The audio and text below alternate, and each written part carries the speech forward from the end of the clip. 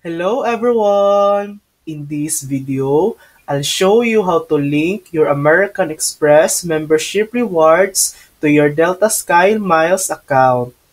First, go to the Delta website and log into your Sky Miles account.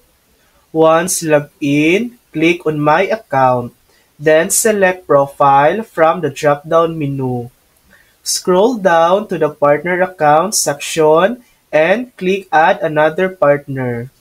Choose American Express from the list of partners. Now, enter your Amex login credentials and follow the on-screen instructions to complete the linking process.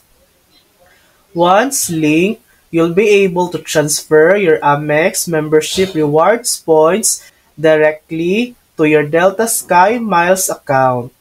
And that's it. That's how you link Amex membership rewards to Delta Sky Miles. Thanks for watching!